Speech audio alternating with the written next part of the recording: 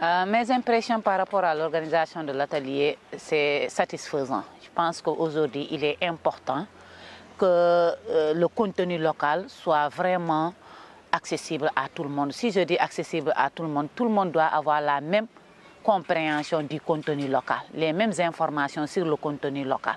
Donc je pense qu'aujourd'hui, ça c'est une première.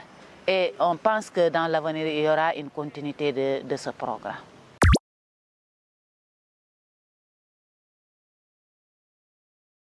Il y en a beaucoup d'opportunités qui existent à Kédougou. Je pense que les entreprises, que ce soit les entreprises minières ou d'autres entreprises qui sont dans la région de Kédougou, la matière ne manque pas parce qu'on a nos produits locaux dans la région de Kédougou et ils en ont besoin. On a la main-d'œuvre locale, ils en ont besoin. On a tout ce dont les entreprises ont besoin en matière de contenu local. Donc je pense qu'aujourd'hui, cela ne manque pas. Il suffit juste d'accompagner les jeunes et les femmes, les formaliser d'abord, les accompagner sur les standards de qualité qu'exigent les entreprises. Donc je pense que ça, si cet accompagnement est là, on peut réussir. Évidemment que oui. Les femmes de Kédougou sont engagées et elles sont dynamiques. Vous les voyez dans tout le processus de développement, que ce soit dans l'agriculture, que ce soit dans la transformation, que ce soit dans des activités de développement, elles sont toujours actives. La santé, dans tous les domaines où tu pars, tu trouves les femmes dedans. Donc je pense qu'aujourd'hui, nous sommes plus qu'engagés que les hommes aujourd'hui. Donc ça ne manque pas l'engagement et la détermination des femmes à vraiment satisfaire la demande, à vraiment aller au fin fond pour vraiment répondre aux besoins des communautés. Les obstacles, d'abord, c'est le manque d'information. Quand je dis manque d'information, d'abord, la première obstacle, c'est la méconnaissance du comité de suivi du contenu local d'abord. Parce que vous savez, c'est dans cette plateforme, il y a une plateforme, et dans la plateforme, c'est là où les marchés sont publiés ou autres. Si les femmes ne connaissent pas quels sont les marchés, quels sont les emplois locaux, ou bien quels sont les marchés que les entreprises en ont besoin, là c'est un problème, c'est un frein pour les femmes. L'autre aspect d'abord, même s'il y a connaissance de la plateforme, l'accès à la plateforme, ce n'est pas gratuit. Il faut 150 000 pour adhérer d'abord, juste pour adhérer à la plateforme. Et tu peux rester une année sans voir de demande qui t'intéresse. Peut-être ils vont mettre des choses qui sont là-bas qui n'est pas dans ton domaine de compétence. Si ce n'est pas dans ton domaine de compétence, donc tu perds tes 150 000 et c'est à renouveler chaque année. Là, c'est une contrainte. Parce qu'aujourd'hui, on sait que les femmes ont des difficultés d'accès au financement. Souvent, ce qui les bloque par rapport au marché, c'est les financements. Et quand ils demandent à ces femmes, à ces petites entreprises, d'adhérer à hauteur de 150 000 ou plus, là, c'est un problème. Donc je pense que ça aussi, ce sont des difficultés qui freinent un peu l'accès des femmes dans ce secteur. L'autre aspect, c'est vraiment les métiers professionnels. Je pense qu'aujourd'hui, on manque aussi de professionnalisme quand je parle en matière d'emploi, par exemple. Mais je pense que dans les emplois locaux, on peut employer les femmes aussi. Mais il faut avoir accès d'abord à l'information, avoir accès et aller vers l'information aussi. Je pense que c'est important pour nous en tant que femmes d'aller auprès de ces entreprises qui sont implantées ici, demander l'information par rapport aux différents emplois ou bien métiers qu'ils demandent et pour pouvoir y compétir.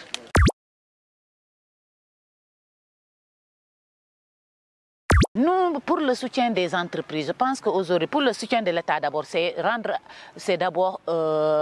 l'accès à la plateforme doit être gratuit.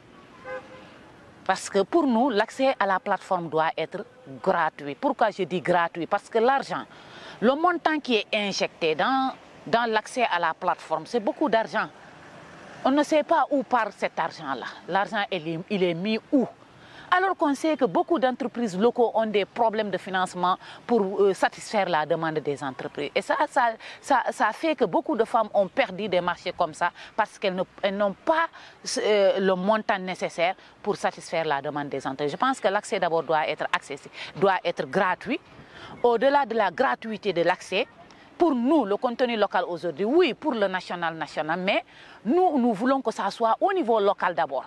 Il faut privilégier les personnes, les femmes et les jeunes, les hommes qui sont dans les communautés, dans les villages les plus impactés d'abord, parce que c'est eux qui vivent les impacts négatifs de l'exploitation minière. Je pense qu'aujourd'hui, il est important d'abord de privilégier le local.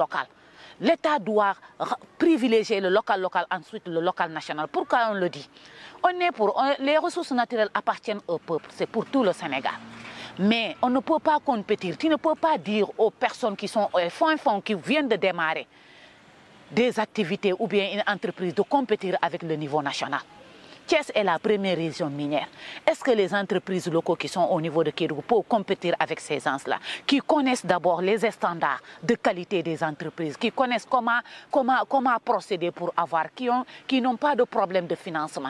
Quand il dit aux personnes qui sont au niveau de Guémédié, de Satadougou, et au fin fond du Sénégal, de compétir avec ces gens-là, cela veut dire que nous ne voulons pas que les gens de Kédougou bénéficient de ces exploitations minières.